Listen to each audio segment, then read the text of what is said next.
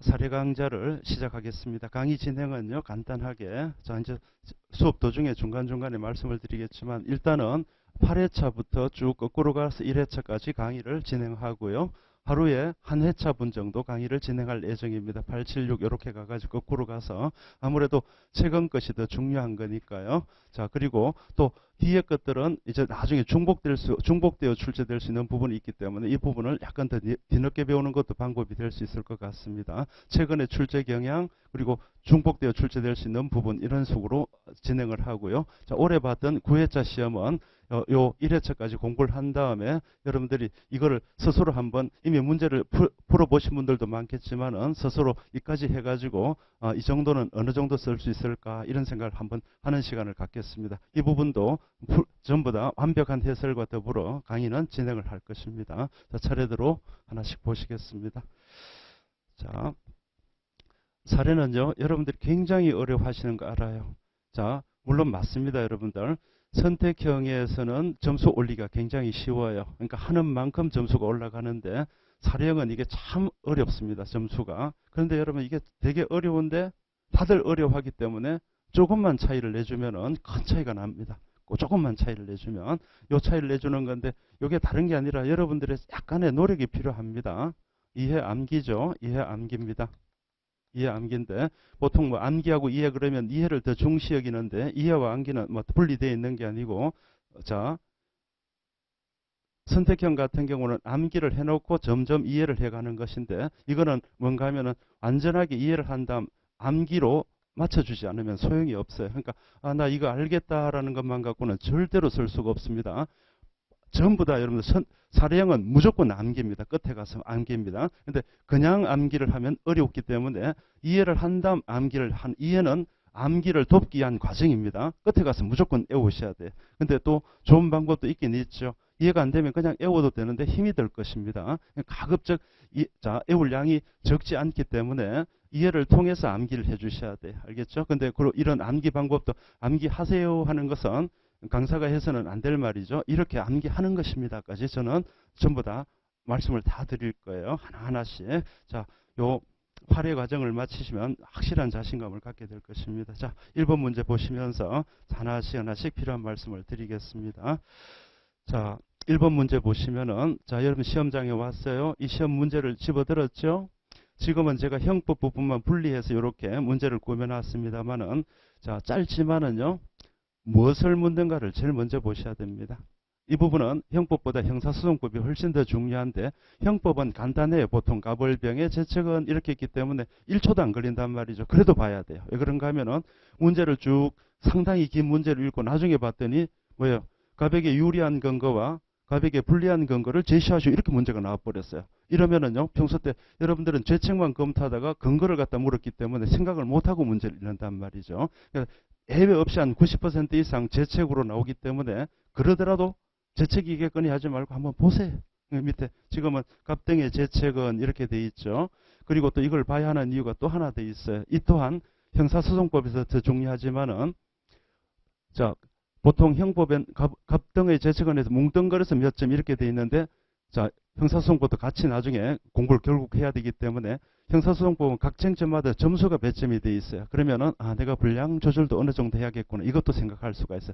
시험지를 받아들면 제일 먼저 읽는 것이 무엇을 묻고 있는가를 먼저 봐야 됩니다. 특히 소송법에서는 형법보다 한 서너 배 더 중요합니다. 반드시 그렇게 해야 돼요. 자, 그리고 자 먼저 들어가기 전에 또 그거 한 개 하고 자 첫째 설문을 읽는다. 자 설문을 먼저 읽기. 다음 두 번째. 자, 이것은 내가 이미 기본 강의 때, 강의 때도 얘기를 했던 것인데, 항상 여기 사령에서 빠질 수 없는 쟁점들이 있어요. 주거 침입, 특히 뭔가 하면 폭처가 적용되는 주거 침입, 그리고 공범과 신분, 그리고 작물제. 자, 왜 그런가 하면요. 이런 부분들은 시험 문제를 빼고 싶어도 뺄 수가 없어요. 올해 시험 딱 끝났더니 저랑 친하게 지냈던 그 여학생이 메시지가 왔어요. 자, 선생님 주거 침입해놓고 눈물 표시를 했더라고요. 맨날 이거 나오니까 준비하라 그랬는데 올해 또 못 썼대. 빠뜨렸다는 거죠. 아차가 그럼 몇 점 날아갔어요? 혼자였다 그러면 주거침이 1점 날아갔고 2인 이상 공동했다 그러면 최소한 2점이 날아가 버린 거죠. 이런 것들은 늘 시험에 나오는 거니까 자, 이건 쟁점에 포함되게끔히 해야 돼요. 자, 공범과 신분은 진정신분범에 끼어드는 비신분자가 있기 때문에 들어갈 확률이 굉장히 많고요. 작물죄는 재산죄가 나오면 무조건 작물죄는 논점이 된다라고 생각하셔야 되는데 그러면 재산죄가 들어갈 것인가? 100% 들어간다는 거죠. 거의. 알겠죠? 제일 중요한 부분이니까 이 세 가지는 쓸 준비를 하고 계셔야 돼요. 그래서 저는요. 사법시험 공부했던 시절에도 주거침입 그때는 요거 잊지 말자 그랬어요. 요거 잊지 말자. 요거 2점 잊지 말자를 그랬는데 지금은 강사가 된 다음에 보니까 공범과 신문, 작물죄도 잊지 말자. 요 세 가지를 이미 똑똑똑 써놓으세요. 주, 공, 장 이렇게 써놓고 시작하시라는 거예요. 논점 잊지 말자고 빠뜨려 버리면은 특히 2인 이상일 때 폭초로 가서 1점 더 따는 거 잊지 마시고 됐죠? 다음 세 번째 자 요걸 잊지 말자는 걸 염두에 두고 나가지고 세 번째는 뭔가 하면은 자 이제 뭔가 하면 사례를 꼼꼼히 읽습니다. 꼼꼼히 읽는데 자 제 성격도 되게 꼼꼼하죠. 하나씩 잔소리 다 해갈 겁니다. 사례를 꼼꼼히 읽는데 최소 2번 이상은 읽으셔야 됩니다. 최소 2번 이상은 읽으셔야 됩니다. 시간 바쁜데요. 아닙니다. 정확하게 논점은 누락시키면 0점이 돼버려요. 그러니까 뭔가 하면 논점을 찾아내면은 군더더기를 빼버리면 쓸 수가 있기 때문에 오늘도요. 분량 조절하는 방법까지 다 가르쳐 드릴 거예요. 저는 어떤 학생들이 저에게 이렇게 얘기를 하더라고요. 뭐 다른 과목의 선생님들은 뭐 이렇게 일반 분량, 시험의 최소 분량 이런 것들을 써주시는데 하는데 저는 시험에 쓸 분량입니다. 이게 많으면 뭔가 하면은 많은 게 아니라 여러분들이 조금 더 간편하게 공부하고 싶어 하는 건데 더 이상 뺄 수가 없어요. 저는 절대로 살을 찌워 놓지 않습니다. 더 못 뺍니다. 빼면 뭔가 하면 쟁점을 갖다 빼라는 것밖에 안 돼요. 근데 물론 여기서도 기법상 이렇게 줄일 수 있다는 건 더 말씀을 드릴 거예요. 자, 됐고요.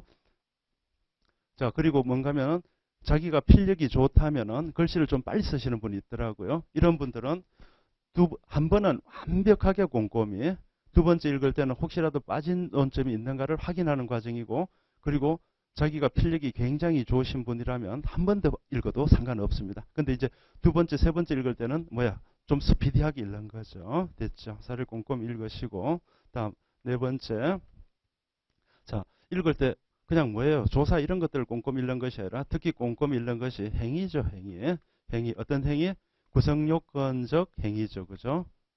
자, 갑은 한숨을 쉰 다음에 A의 집 앞에서 한숨을 쉰 다음에 집 안으로 들어갔다. 한숨을 쉬었다도 행위지만 구성요건적 행위가 아니니까 필요가 없어요. 그러니까 연필을 들고 쭉 읽으면서 행위에다가 그러니까 자, 비구성요건적 행위는 지나가고 구성요건적 행위에다가 동그라미를 치는 거예요. 그것이 어느 죄가 될 것인가가 바로 논점인 것입니다. 됐죠? 그것이 어느 죄가 될 것인가가 논점이고 자, 그 논점이 어느 죄가 되는가를 논할 때 과연 갑과 을이 합동을 했는가 오늘 같은 이 문제 나오게 될 건데 이런 것들이 바로 쟁점이 되는 거죠. 그래서 자 논점과 쟁점은 사실상 구분하기 기준을 세우기 나름인데 저는요 죄책이 논점이라고 보고 그 죄책을 논하는 과정에서 싸움이 없으면요 그냥 쭉 서술을 해가면 돼. 근데 과연 자 어느 견해에 따라 주어진 사실관계가 합동으로 인정될 수도 있고 안 될 때도 있을 때는 쟁점이 발생한 것이니까 자 합동에 대한 해석론을 전개한 다음 합동의 의미를 특정한 다음 요까지가 바로 법리가 돼요. 됐죠? 구성요건적 행위를 먼저 발견하고 이 행위에 대한 죄를 갖다가 결정을 하는 거죠. 이 죄가 성립할 수 있는가? 자, 이 죄가 성립할 수 있는가라는 것이죠. 그죠? 요까지는 그래도 어느 정도까지는 찾아낼 수 있어요. 여기까지는 찾아낼 수 있는데 여기서 바로 뭔가 하면 이 죄를 갖다가 이 죄를 결정하는 데는요. 자, 이미 사실은 주어진 거잖아요. 사건에서. 사실은 주어져 있기 때문에 이 사실을 적용할 수 있는 법리를 발견해내야 돼요. 법리는 바로 법조문이고요. 자, 대부분의 것. 자, 사법시험은 이 사실관계를 아주 큰 논점을 주어주기 때문에 굉장히 학설 다툼이 심한 것들을 주어주는데 변호사 시험은 굉장히 많은 죄책을 논하라고 하기 때문에 법 조문에 대한 해석론이 필요가 없는 경우도 상당히 많아요. 알겠죠? 그러니까 법 조문이 있고 해석하고 이 두 개를 법리라 그래요. 그 법 조문의 의미를 밝히는 건데 해석이 필요 없는 것들도 있어요. 자, 근데 저는 이걸 굉장히 강조해요. 학생들은 학설 다툼이 있는 것만 자꾸 찾으려고 그러는데 학설 다툼 없는 거 그것만 잘 써도 이미 과락은 면합니다. 알겠죠? 그러다가 뭔가 하면은 해석론이 자신이 없으면 이 해석론에 원래는 해석론에서 학설 같은 걸 써야 되는데 자 학설과 판례인데요. 학설과 판례인데 제 책은 아주 간명해요. 이것까지 쓸 시간이 사실 거의 없습니다. 거의 없습니다. 그래서 학설과 판례인데 정말로 뭔가 하면 학설과 판례인데 판례를 중심으로 그냥 쓰시면 돼요. 근데 여기서도 판례 같은 경우도 판례가 이론이 하나만 있는 것이 있지만은 판례가 전합 같은 경우가 있죠. 자, 전합 같은 경우는 저는 항상 이렇게 쓰라고 얘기를 해요. 전합 같은 경우는 소수설이 있다. 소수견해가 있다. 소수견해가 있다. 그러나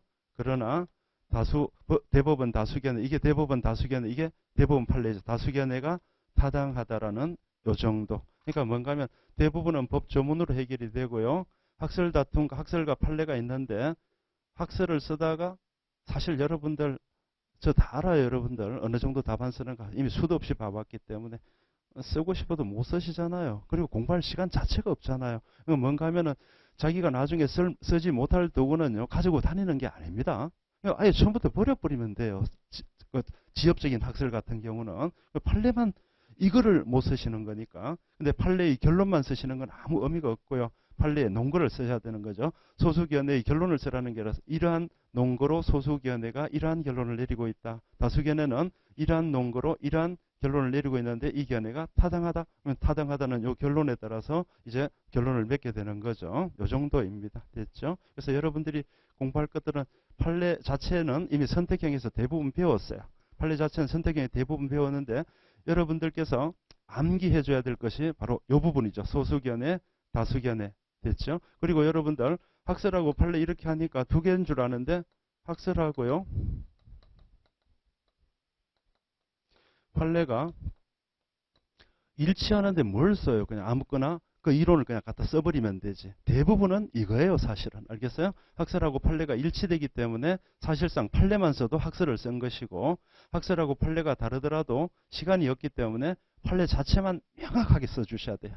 저는 군더더기 없습니다. 그냥 판례는 그 대신에 어때요? 그냥 목숨을 걸고 이건 애우셔야 돼. 이제 하나씩 애울 때마다 점수가 증가되는 것들이니까. 그렇다고 이 많은 판례를 여러분들께서 다 애워 암기할 필요는 없어요. 시험에 나오는 전형적인 것, 중요한 것들이 정해져 있기 때문에 그래요. 그리고 여러분들이 따로 암기하지 않았던 것이더라도 선택형에서 배운 지식 가지고 어느 정도 쓰실 수가 있어요. 그러니까 뭔가 하면은 자, 판례 이론 같은 걸 쓸 때 얼마만큼 정확하게 구사하는가가 성적의 차이를 내는 거야. 됐죠? 그러니까 여기서 일단은 구성요건적 행위의 발견의 개수가 적으면 이미 점수가 누락이 되는 것이고요. 자, 여기서도 차이가 많이 나요. 차이가 많이 나요. 그러니까 여기서 사실 여기서 차이가 제일 점수 차이 제일 많이 나는 것 같아요. 제가 채점을 해보면은 아예 그냥 누락을 다 시켜버리는 거죠. 됐죠? 이쪽에 들어와서 차이도 나긴 나지만 여기서 큰 차이, 여기서도 어느 정도 차이, 그래서 점수가 결정이 되는 것 같아요. 됐죠? 이 과정을 하나씩 볼 것입니다. 됐죠?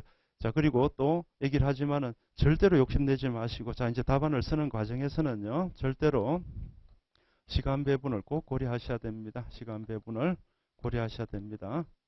자, 여러분들 답안 어떻게 쓰는가 저 잘 알아요. 자, 볼까요? 답안 씁니다. 자, 이게 쓸 분량이고 이게 써야 할 시간인데요. 처음에는 이만큼씩 쓰다가 나중에 되면 끝에 문제 가면 이렇게 해서 마무리를 지어요. 됐죠? 마지막 한 10점짜리 논점은 뭐야? 시간 없죠? 그러다 보니까 그냥 두 문자 비슷하게 글자만 몇 개씩 남겨놓는데 그 또한 권장사항입니다. 그러니까 완성형 문장이 아니라 뭔가 하면은 생략형 문장이라도 쓰는 것이 낫다라고 하십니다. 교수님들 만나서 여쭤보시면요. 그렇게 그래도 이건 쓴 거잖아라고 얘기를 해주셔요. 됐죠? 이런 것들도 하나씩 더 언급을 할 거예요. 이렇게 쓰지 마시고 시간 배분을 골고루 하셔야 됩니다. 근데 왜 그런가 하면은 이렇게 이런 거죠. 왔다. 내가 공부한 건 나왔어. 이래가지고 욕심을 내서 이렇게 되는 겁니다. 왔다 하면 잘못하면 가버려요. 그러니까 잘하는 것들은 절제를 하셔야 되고 근데 이런 또 욕심도 버리셔야 돼요. 모르는 쟁점이 있는데 매달리는데요. 그처럼 어리석은 게 없습니다. 모르는 건 포기해야죠. 알겠어요? 모르는 건 암만 생각해도 그거 못 쓰는 겁니다. 됐죠? 그러니까 자, 그래서 여러분들이 한 10개 쟁점이 되면은요. 10개 쟁점이 되면은 죄송합니다. 좀 더 큰 숫자를 적어 드리고 싶은데 6개 내지 7개 정도 발견하시는 것 같아요. 됐죠. 근데 일곱, 6개 내지 7개인데 나머지 서너 개 정도는요, 사실 중요 쟁점은 아니기 때문에 상관없지만 하나씩 놓칠 때마다 한 2, 3점씩이 날아가거든요. 이 점수를 여기서 많이 잃어요. 됐죠? 6, 7개 정도는 발견하는데 요 발견한 이상 요 정도만 잘 써도 보세요. 100점, 100분율로 따지면 60, 70점이면 엄청난 점수일 거 아니에요? 여기서 또 점수를 조금씩 잃어가고 이렇게 한다는 거죠. 됐어요. 그래서 6개, 7개 발견을 했을 때 내가 발견하지 못한 부분이 또 있을까 생각하지 마시고 여기서 잘못 쓰지만 않으시면 합격하는 지장이 없어요. 제가 점수 같은 것들을 이 상담을 하면서 봤더니 보통 55점대, 55점대, 사례형은 55점대가 되니까 전부 그냥 합격권은 들더라고요. 55점대니까. 근데 안타깝게도 38점도 있고 결국은 가락제도가 통합돼서 이루어지기 때문에 가락을 면합니다만은 사실상 단일 과목으로 놓고 보면 사실 가락이 40점대가 엄청 많습니다. 그래서 45점에서 55점으로 가는 차이는요. 중요 핵심 뭔가 하면은 판례 법리를 갖다가 간결 명확하게 기술하는 거야. 근데 어떤 학생들은 썼는데 왜 점수가 없냐 하는데 그 뭔가 하면은 건덕지는 하나도 없이 그냥 국물만 흥건하게 썼기 때문에 그래요. 그러니까 아무리 양이 많아도 소용이 없습니다. 그러니까 간결하고 명확하게 쓰셔야 돼요. 자, 간결하고 명확하게 어떻게 쓰면 될까? 자, 여기서 이용배의 오만이 나옵니다. 제가 쓴 대로 쓰시면 됩니다. 제가 쓴 대로 쓰시면 돼. 어떤 답안이 가장 좋을까? 수업용으로는 제가 쓴 대로 쓰는 것이 가장 바람직합니다. 그래서 제가 늘 그런 얘기를 해요. 여러분의 답안을 비닐종이 밑에가 비치는 투명한 비닐종 위에다가 여러분의 답안을 썼다고 가정을 하고 답안을 쓴 다음에 나의 어떤 예시 해설 위에다 딱 얹는 거죠. 그래서 거기서 어긋난 것들은 전부 다 다시 고치시면 돼요. 그러니까 제 책을 얼마만큼 많이 담는가에 따라서 여러분 성적이 결정될 거예요. 적어도 수업용으로는요. 제 교재를 능가할 수 있는 책은 없다고 생각을 해요.